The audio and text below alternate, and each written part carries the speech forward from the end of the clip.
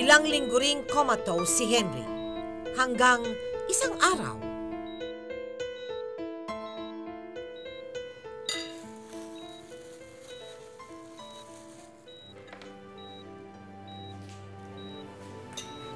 Ma? Bakit? Tignan mo, Ma. Yung kami ni Kuya gumagalaw.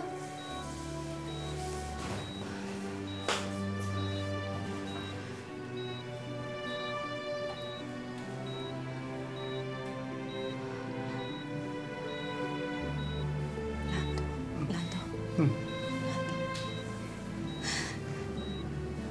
Henry? Henry, anak. Henry. Henry.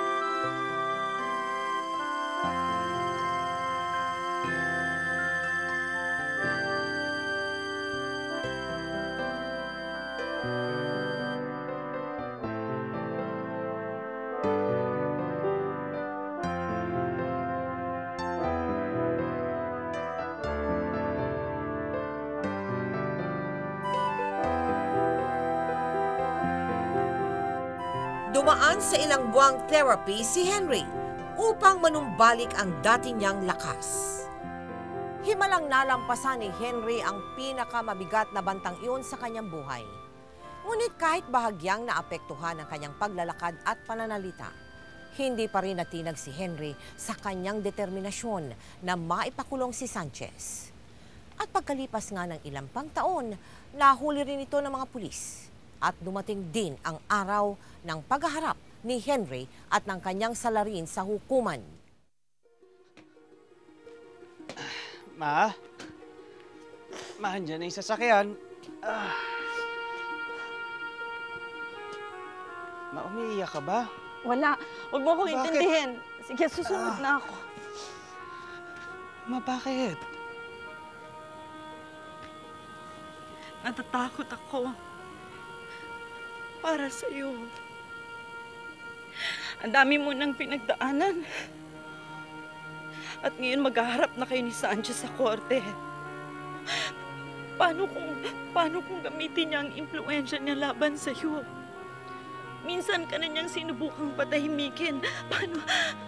Paano kung may masama na naman siyang balak laban sa'yo? Huwag kang matakot. Hanggat nakikita ni Sanchez na natatakot tayo sa kanya, malalong lalakas ang loob niya.